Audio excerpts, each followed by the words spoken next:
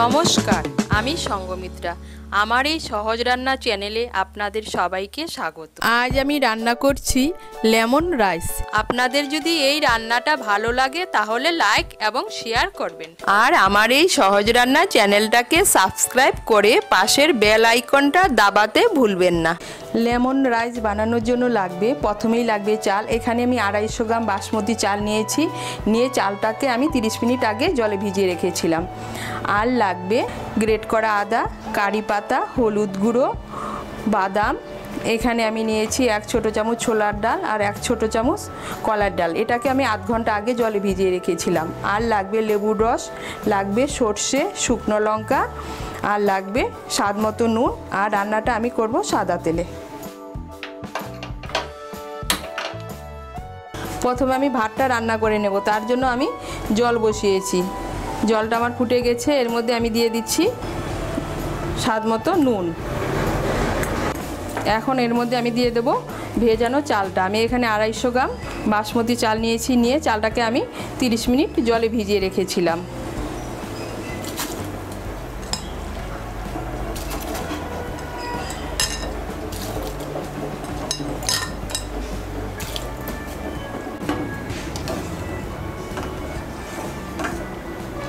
ভাতটাকে আমি এমনভাবে রান্না করব ভাতটা যেন গলে না যায়।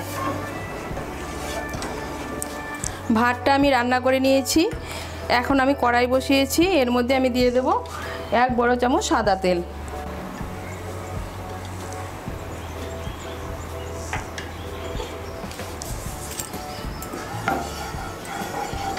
তেলটা গরম হলে এর মধ্যে আমি সর্ষে ফোড়ন দেব। তেলটা আমার গরম হয়ে গিয়েছে। এর মধ্যে আমি দিয়ে দিচ্ছি 1 ছোট চামচ কালো সর্ষে।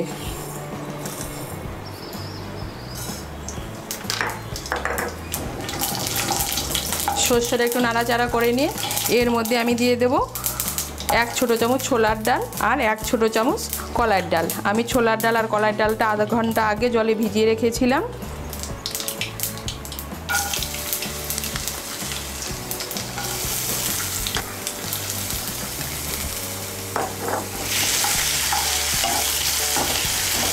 ছোলার ডাল আর কলার ডালটা একটু নাড়াচাড়া করে নিয়ে এর মধ্যে আমি দিয়ে দেব চিনেবাদাম।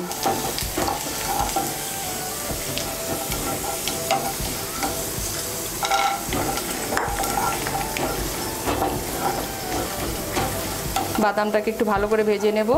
এই সময় আঁচটাকে একদম কমিয়ে দেব। আমি 1 মিনিটের মতো বাদামটাকে ভেজে নিয়েছি। এখন এর মধ্যে আমি দিয়ে দেব গ্রেট করা আদা। আমি এর মধ্যে 1/2 ছোট চামচ গ্রেট করা আদা দিচ্ছি।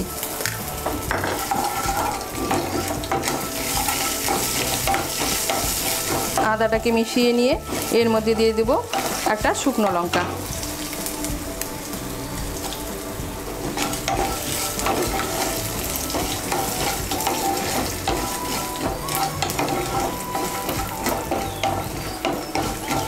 দিয়ে দেব কারি পাতা।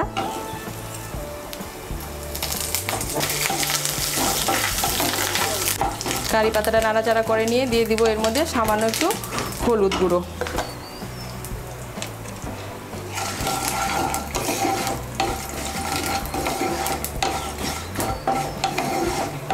হলুদ গুঁড়োটা মিশিয়ে নিয়ে এর মধ্যে আমি দিয়ে দেব রান্না করা ভাতটা। ভাতটাকে এমনভাবে রান্না করতে হবে ভাতটা যেন গলে না যায়।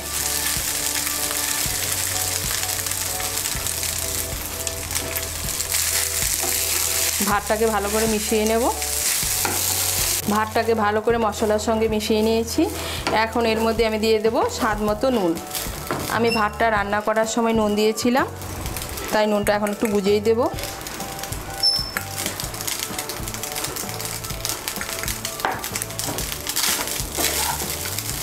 নুনটা ভালো করে মিশিয়ে নেব।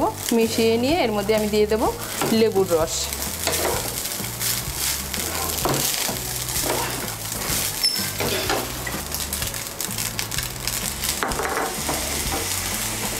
আমি এর মধ্যে 2 চামচ লেবুর রস দিচ্ছি।